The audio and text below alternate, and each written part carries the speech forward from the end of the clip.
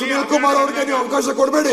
ಅವ್ರು ಏನೇನೋ ಮಾತಾಡ್ತಾ ಇದ್ದಾರೆ. ದೂರ ಬಂದಾಗ, ವಿಡಿಯೋ ಕೊಟ್ಟಾಗ, ಪೆನ್ ಡ್ರೈವ್ ಕೊಟ್ಟಾಗ ಮುಖ್ಯಮಂತ್ರಿಗಳಿಗೆ ನೈತಿಕತೆ ಇದ್ರೆ ರಾಜೀನಾಮೆ ತೆಗೆದುಕೊಂಡು ಅಧಿವೇಶನಕ್ಕೆ ಬರಬೇಕಾಗಿತ್ತು. ಅದು ಬಿಟ್ಟು ಅಧಿವೇಶನಕ್ಕೆ ಚರ್ಚೆ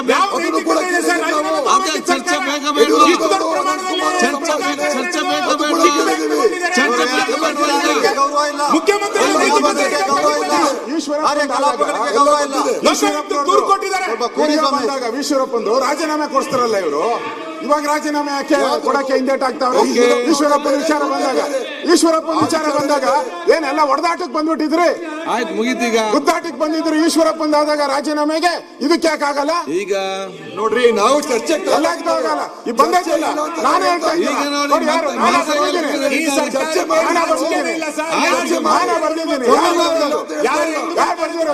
ಅಧ್ಯಕ್ಷರೇ ನೋಡಿ, ಬೆಂಗಳೂರಲ್ಲಿ ಒಂದು ವಿಭಾಗದಲ್ಲಿ 18,000 to 20,000 ಫಿಕ್ಸು, ಮೈಸೂರಲ್ಲಿ 12,000 to 15,000, ಗುಲ್ಬರ್ಗಿಯಲ್ಲಿ 10,000 to 12,000, ಮಂಗಳೂರಲ್ಲಿ 10,000, ಕಪ್ಪು ಪಬ್ರಲ್ಲಿ 2 ಲಕ್ಷ.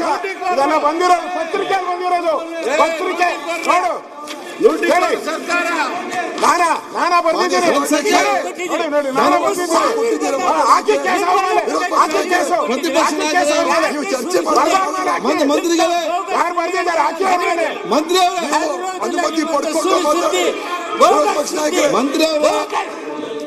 ಈಗ ಪ್ರತಿಪಕ್ಷ ನಾಯಕರೇ ನೋಡಿ, ದಾಖಲೆ ಕೇಳಿದ್ರೆ ನೋಡಿ, ಪೆನ್ ಡ್ರೈವ್ ಇದೆ. ಆಯ್ತು, ಒಂದ್ ಸೆಕೆಂಡ್ ದಾಖಲೆ ಕೇಳಿದ್ರೆ ತಂದಿದ್ದೀನಿ.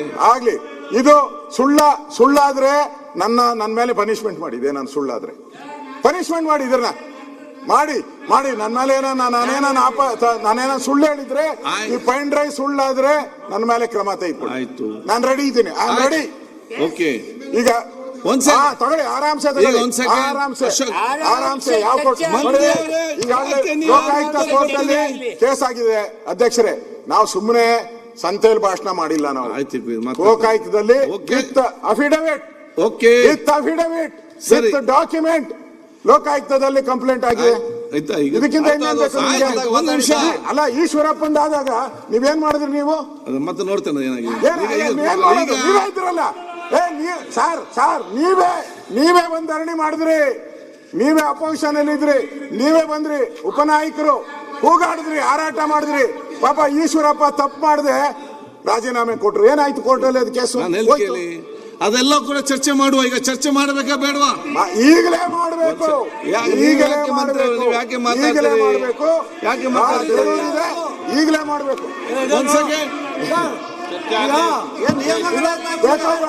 ಮಂತ್ರಿ ಖಾಲಿ ಮಾಡಿಸ್ತೀರಿ, ಒಂದು ಮಂತ್ರಿ ಖಾಲಿ ಮಾಡಿಸ್ತೀರಿ. ನೀವು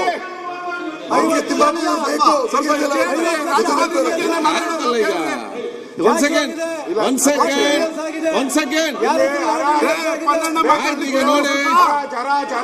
ಈಗ ನೋಡಿ,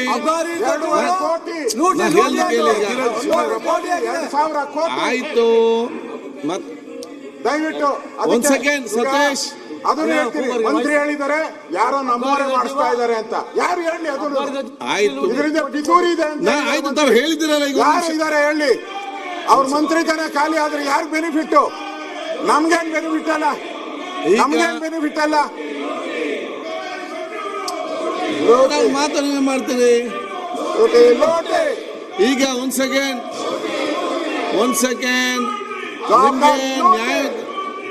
ನಿಮ್ಗೆ ಸಮರ್ಥ ಚರ್ಚೆ ಆಗ್ಬೇಕಾ ಬೇಡವಾ? ಚರ್ಚೆ ಆಗ್ಬೇಕಾ ಬೇಡವಾ? ಆಯ್ತು, ಹೊರಗೆ ಹೋಗಿ ಮಾತಾಡಿ.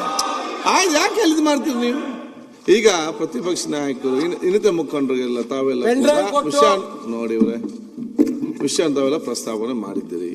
ಅದರಲ್ಲಿ ನೀವು ಕೂಡ ನಮಗೆ ಬಹಳಷ್ಟು ಮಾಹಿತಿ ಇದೆ, ಈ ರೀತಿ ಆಗಿದೆ, ಇದರ ಬಗ್ಗೆ ಸೂಕ್ತ ತನಿಖೆ ಆಗಬೇಕು ಮತ್ತು ಆಕ್ಷನ್ ಆಗಬೇಕು. ಆಯ್ತು ಅಲ್ವಾ? ಒಂದ್ ಸೆಕೆಂಡ್. ಎರಡನೇದು, ನಿಮ್ಮೊಂದು ಬೇಡಿಕೆ ಇಟ್ಟಿದ್ವಿ ಚರ್ಚೆ.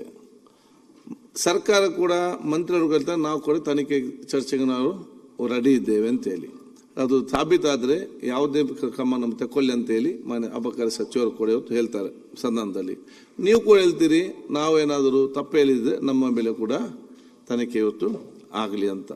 ಈಗ ನಾನು ಹೇಳ್ದಂತ ಏನು ಕೇಳಿದರೆ, ಈಗ ಒಂದರ ನಿರ್ಣಯ ಆದ ನಂತರ ನಿಮಗೆ ಮಾತಾಡಲಿಕ್ಕೆಲ್ಲ ಅವಕಾಶ ಕೊಡ್ತೇನೆ, ಸುದೀರ್ಘವಾಗಿ ನೀವು ಚರ್ಚೆ ಮಾಡಿ ಅದು ಅವರು ಉತ್ತರ ಕೊಡ್ತಾರೆ, ಮತ್ತು ಸರ್ಕಾರ ತೀರ್ಮಾನವನ್ನು ತಗೊಳ್ತದೆ. ಇದಕ್ಕೆ ತಾವೆಲ್ಲ ಸಹಕಾರ ಕೊಡ್ಬೇಕು. ನಿಲುವಳಿ ಕೊಡೋದು ಯಾಕೆ ಅಂತಂದ್ರೆ ಎಲ್ಲ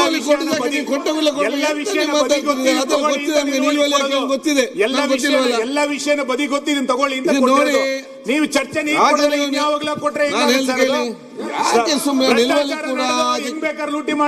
ಲೂಟಿ ಈಗ ಯಾವುದಲ್ಲಿ ಕೂಡ ಚರ್ಚೆ ಮಾಡಬಹುದು.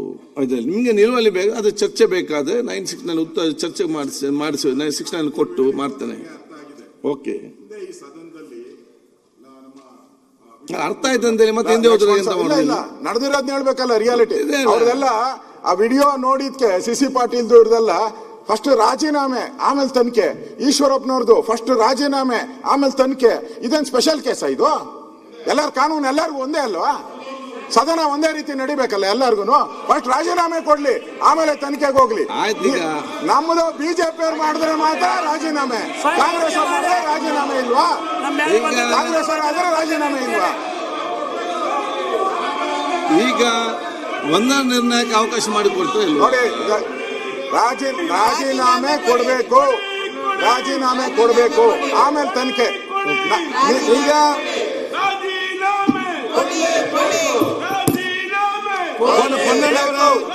ಎಲ್ಲ ಸದಸ್ಯರೇ ಮೈಕ್ ಹಾಕಿ ನೀವು ಸ್ಟಾರ್ಟ್ ಮಾಡಿ. ಭಾಷಣಕ್ಕೆ ಮೈಕ್ ಆಗಿ ಅಲ್ಲ ನಿರ್ಣಯದ ಮೇಲೆ ಮಾತಾಡಲಿಕ್ಕೆ ಅವಕಾಶವನ್ನು ಕೊಟ್ಟಿದ್ದಕ್ಕೆ ತಮಗೆ ಧನ್ಯವಾದಗಳು. ಭ್ರಷ್ಟ ಕಾಂಗ್ರೆಸ್ ರಾಜ್ಯ ಸರ್ಕಾರ ಇವತ್ತು ಅಭಿವೃದ್ಧಿಯ ಹಾದಿಯಲ್ಲಿ ಹೊರಟಿದೆ. ಅಬ್ಕಾರಿಯಲ್ಲಿ ಎಲ್ಲ ರೀತಿಯ ವರ್ಗಾವಣೆ ದಂಧೆಗಿಲ್ಲ ಬ್ರೇಕು ನಾವು ಕಾಣ್ತಾ ಇದ್ದೇವೆ. ಅದು ಸಾಮಾಜಿಕ ನ್ಯಾಯದ ಪರ ಸರ್ಕಾರ ಮಾಡಿರುವಂತಹ ಹಲವಾರು ನೀತಿಗಳಿರ್ಬೋದು, ಕಾರ್ಯಕ್ರಮಗಳಿರ್ಬೋದು, ಆರ್ಥಿಕವಾದಂತಹ ಶಿಸ್ತನ್ನ ಕಾಪಾಡ್ತಾ ಇರುವಂತದ್ದಿರ್ಬೋದು,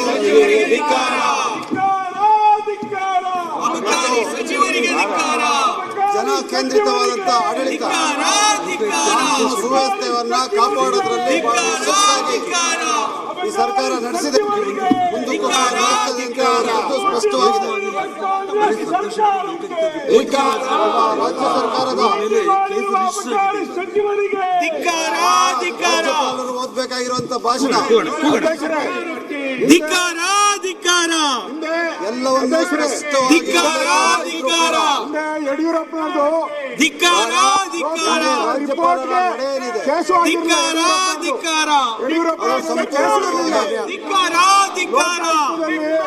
ಹೆಸರು ಬಂದಿತ್ತು. ರಾಜೀನಾಮೆ ಯಡಿಯೂರಪ್ಪನವ್ರದ್ದು ರಾಜೀನಾಮೆ ಕೊಡ್ಸ್ರಿ, ಯಡಿಯೂರಪ್ಪನವ್ರದ್ದು ರಾಜೀನಾಮೆ ಕೊಡ್ಸ್ರಿ. ಅವಾಗಿದೆ ಕಾಂಗ್ರೆಸ್ ಅವರು ಇದ್ದಿದ್ದು. ಮಾಡಿರುವಂತ ಎಲ್ಲ ಮಾಡ್ತಾ ಇದ್ದಾರೆ. ಅವ್ರು ಮಾಡಿರುವಂತ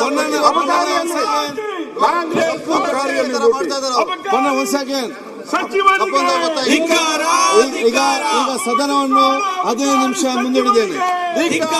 ನಿರ್ಭೀತ, ನಿಷ್ಪಕ್ಷಪಾತ, ವಿಶ್ವಾಸಾರ್ಹ ಸುದ್ದಿಗಳಿಗೆ ಮತ್ತೊಂದು ಹೆಸರಾಗಿರುವಂತ News18 ಕನ್ನಡ ಈಗ ಆಪ್ನಲ್ಲೂ ಲಭ್ಯವಿದೆ.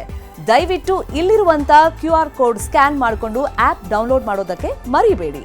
ನಿಮ್ಮ ಬೆಂಬಲ ಹೀಗೆ ಸದಾ ನಮ್ಮೊಂದಿಗಿರಲಿ. ಧನ್ಯವಾದ.